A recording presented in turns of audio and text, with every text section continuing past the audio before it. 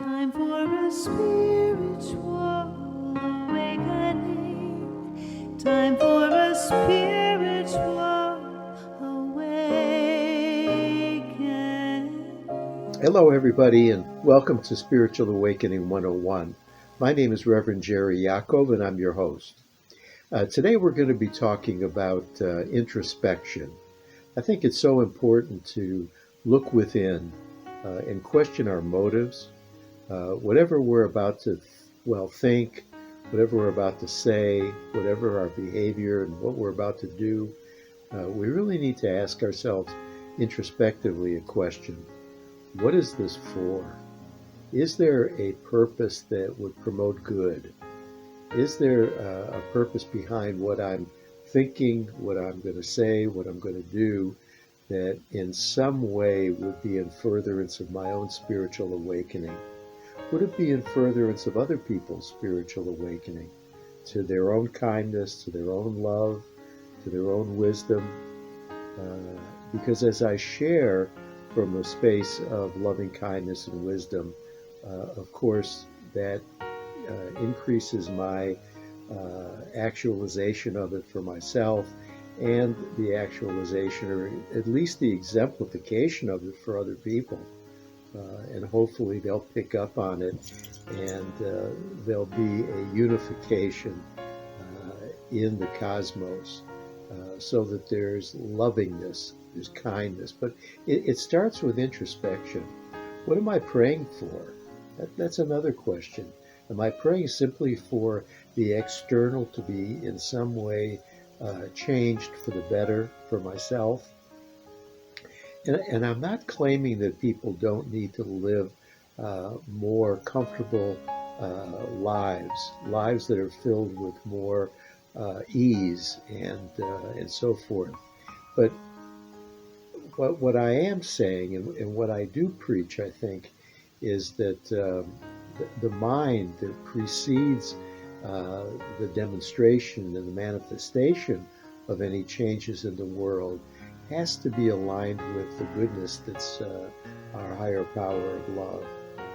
If it's not a spiritually loving purpose behind it, it's not going to be fulfilling, whatever change does occur in the world. These are all New Thought principles that are so important for us to practice in our lives. That's the important thing, is the practice. And of course, we don't always get it right. And of course, there are times when we forget and we don't ask, what is this for? Am I in some way advancing that inner conversation that I'm having with God? Or is it in some way a block to the conversation that I'm having with God? Am I making things easier for myself because I'm allowing the spiritual truth to be witnessed through me? Or am I in some way afraid for whatever reason and searching my ego for false idols that are going to assuage that fear? Typically, that comes from the outside. What can I grab on the outside and bring to me as an acquisition? That's what the ego seeks, is acquisition. What I'm suggesting and discussing here is not an acquisition mindset, but really a giving and of service uh, mentality, consistent with the spirit and the good and the love that's within us. Seek ye first the kingdom of heaven within, and then all else is given unto you. So, that's what we're talking about here. This isn't a mystery. If you're self-seeking, and I've heard spiritual teachers talk about selfishness is okay because we're taking care of ourselves. But the word selfishness and selfish has so much baggage, and there's really no taking care of oneself if you're being selfish, because the implication is that you're disregarding others. And you can't do that. And I mean that in a principled way. You can't do that and really take care of yourself. It's the old question, am I my brother's keeper? Well, in a great sense, I think we are. In really a great sense, we are our brother. So if you want to talk about self-care, you're going to have to look at your brother's needs as well. You can't be in some way in denial about them or unconscious about your brother's needs because they're your own. Otherwise, you wouldn't have this unification under Christ and under God. There's only one God. There's only one Christ. There's only one Son. And we are that. Now, I know that sounds paradoxical and it's contrary to our, critical thinking as an ego.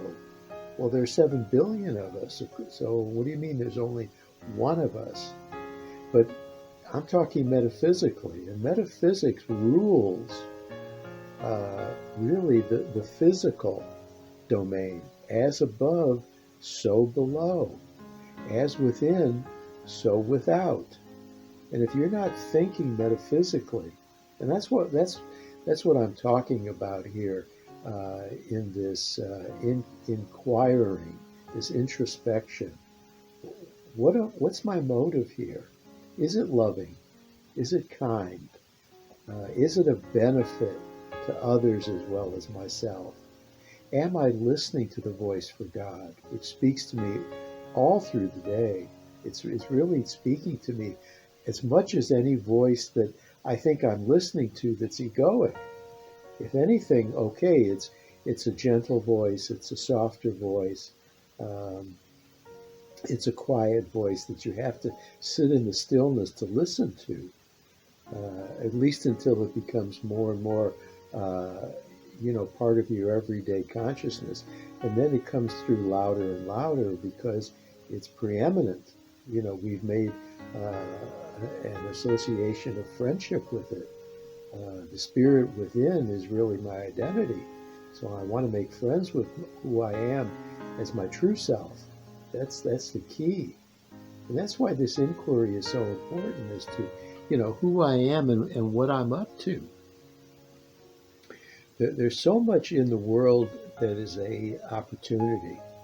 We've talked about the infinite possibilities that exist in the world. But I don't think, consistent with this ministry, that we're talking about infinite possibilities that are, on an acquisitional plane to benefit me. That's not what the infinite possibilities are all about. Infinite possibilities, for me, means there's the infinite one within my mind that's seeking to express through my mind and to join with the other brother in mind. And then there are infinite possibilities of expressions of love and continuity and complementarianess, action and behavior. I think I just made up a new word, complementariness. Anyway, these are the thoughts that we can start to develop, and then they become habitual. I've noticed that before my practice at the level that I'm at now, I really said things mostly without thinking, because egoic thinking is not thinking; it's reactive. It's baseless. It's really not even cause. There's no cause of a thoughtless thought because there's no effect. Whatever is unlike God has no effect. It's an illusion. So we really want to look at, am I, in quotes, creating nothing? And if I'm making or creating nothing, I want to change my thinking. I want to look at more deeply, what are my values? And I think this gets into the next part of our conversation, what beliefs do I have that I value? Are they really valuable in and of themselves intrinsically as godlike, so that they're worthy of my valuing them? If not, then I want to look at questioning that. If I've been valuing something and there's really no spiritual payoff, collectively and individually, and there's no awakening to my spirituality, why would I want to hold on to that belief and value it? Money is a great example. All these things are neutral that we can look at, but it's how I've been believing in it and what I've been giving it as its purpose that I think is where the trouble is. Like they say, it's not money, it's the love of money that's the problem. If I'm saying, well, money has the power to make me awaken spiritually, but I wouldn't use those. That's mixing ideas. It generally doesn't come up that way. It's I want more money so that I'll be happier. Let's use that as an example. Well, money, ultimately doesn't make us happy. We've seen that time and time again. It's been proven with people who have vast amounts of wealth, and certainly are not, in any way measurably, demonstrably happier than people who are more middle class. Poverty is another question. I don't know about abject poverty. I would think that would be, a horrible situation of mental dis-ease that then translates into a sense of poverty and manifests that way. So that's an easy example to say, well, money would make things easier. But as you go up the ladder, Maslow's hierarchy of needs, when your food and your shelter and your clothing is taken care of, you want to start looking at what am I valuing that I want more of it, just for the sake of more. That is not contributing to the highest values on that scale that we're talking about, where we're actualizing, we're awakening to the true self. That's more money won't do it. It'll just buy stuff, and stuff leads to hoarding. Just as one example, I don't know. But when you fall in love with stuff, there's a misplacement there. It's a miscreation on our part. And our minds are creative. We're made in the likeness and image of God, which means that we're creative. But are we creating like our Creator, which is the true journey towards true self and happiness and bliss? Or are we creating with the ability of our minds to create, but in a way that really promotes disharmony, separation from other people, specialness, as A Course in Miracles talks about it, which means that I'm better because I have more. And that kind of mindset is very wrong-minded for me, as well as to contribute to the world. I would love to have a lot of money and be able to do good things and to give and be of more service. If you give of your time, your talent, and your treasure, I think that's wonderful. And I tithe, consistent with the level of the time and talent and treasure that I have. That brings up the idea of being, doing, and having. The level at which I'm being promotes the level at which I can do and have and be of service. These are wonderful questions of introspection, contemplative lifestyle. What are you contemplating in terms of your beliefs and your values? At some point, I think everybody has to really take stock and inventory of themselves. What am I here for, and what is it that's really valuable? Is it really valuable? I mean, I know that there's only uh, X number of years, seemingly on the physical plane, that we have for a lifetime.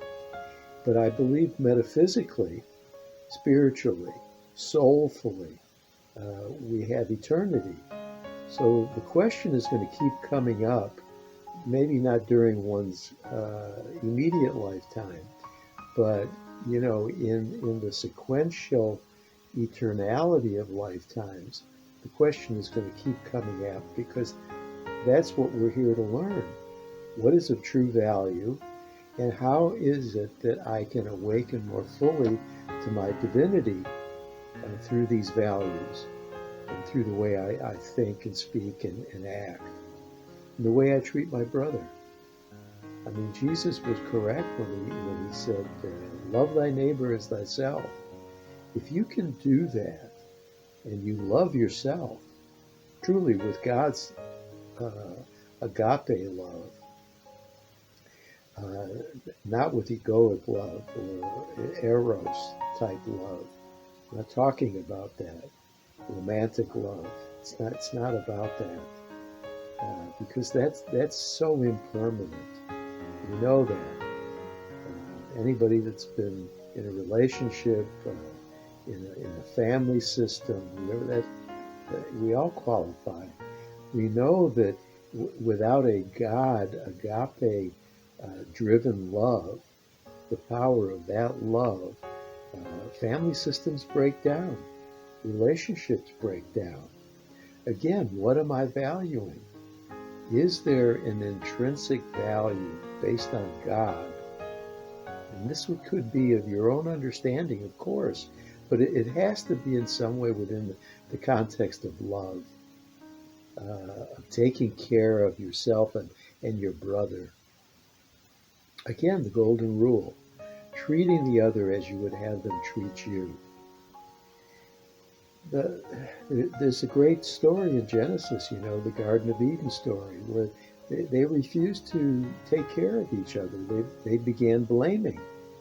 Who was it at fault? In the story, as it goes, God questioned, what happened to you? Now know that you have shame. And Jesus said, Adam said, it was Eve, and Eve said it was the snake. And, it's just the finger pointing. I'm thinking now of our political system.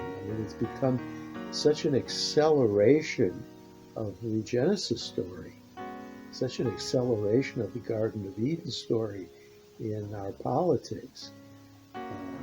Well, the recent election maybe is some attempt to bring it back to a point of, as the current president now is saying, unification, unifying people.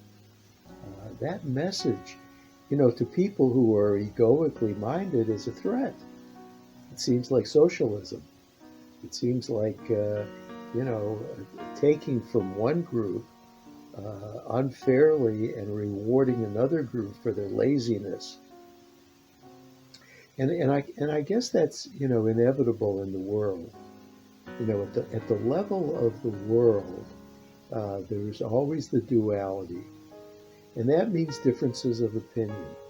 So people are going to disagree, even with altruistic ideas. Oh, you say that's altruistic, but I don't think that's very altruistic at all. Well, there you have the duality. That's socialistic. That's communistic. Whatever. I mean, so you have to do the Gandhi thing and be, again, getting back to being, doing, and having. You have to be the solution that you want to see in the world. And by changing your mind, changing the teacher that you listen to, there is a teacher while we're in the learning phases, while we're in the actualization phases, the awakening phases. You have to listen to either the ego, which is going to be dualistic and is going to be chaotic and fearful, or you can choose to listen to the spirit that's within you. And that's going to be loving, and that's going to be peacemaking.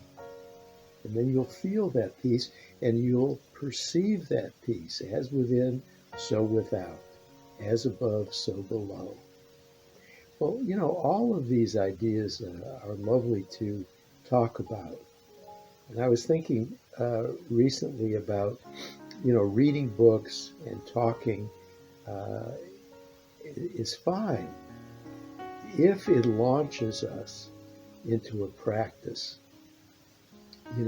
Being, doing, and then having, doing and having, doing and having, stemming from the right level of beingness. That's what's important while we're, seemingly in bodies and able to, in some three-dimensional way, interact with people with our five senses. Be kind. Express your kindness to other people. Pay them compliments. Use their names often to let them know you recognize them, as a brother. Using the male gender, but it has nothing to do with gender. It's just the soulfulness in me recognizes the soulfulness that you are, because we have the same creator, the Father, Mother, Creator.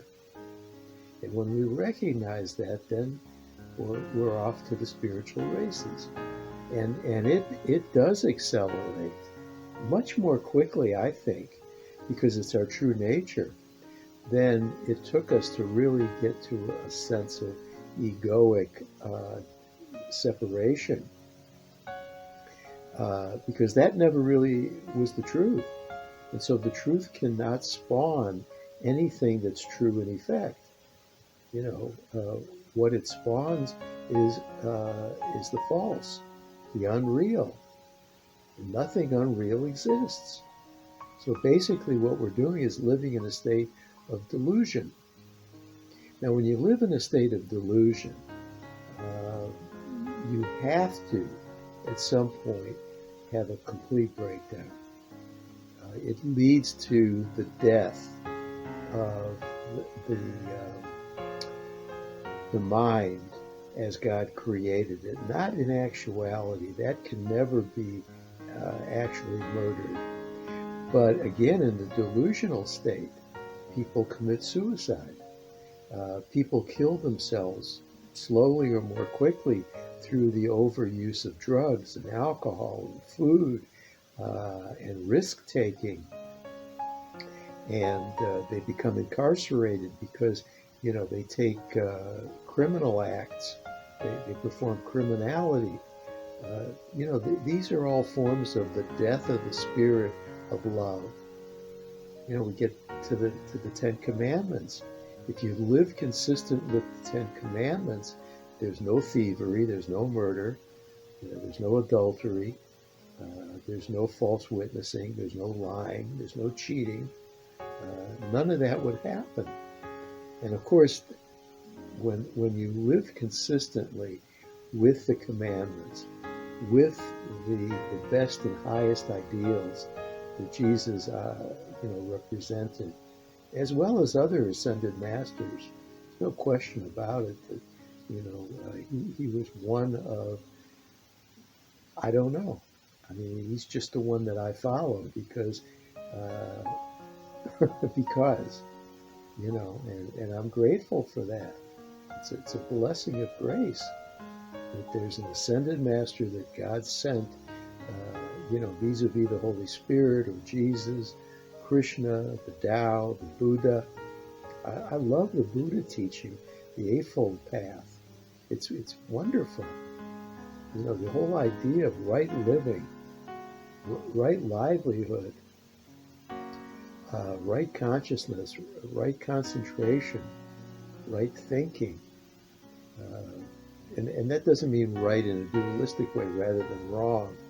It means being right in the loving sense, I think. When you're loving in your work, when you're loving in your relationships, when you're loving in your lifestyle, you're seeking peace, when you're exemplifying peace, when you're giving in spirit, when you're giving of yourself, of your time and your talent and your treasure. These all come back to bless us. So I'm thinking about this book that I read, and it must have been 40 years ago or more. It's called Zen and the Art of Motorcycle Maintenance by Robert Pirsig. And the subtitle of Zen and the Art of Motorcycle Maintenance is An Inquiry into Values. And 40, 50 years ago when I first read it, it meant so much to me that there was an inquiry into values. And that's what we're talking about today, which is what we have to do. Be of an inquiring, introspective nature. Practice that. And then do and have all that you will, because it's going to be in, a sharing and of service. It's not going to be just selfish. And I'm not going to get into what spiritual teachings teach selfishness.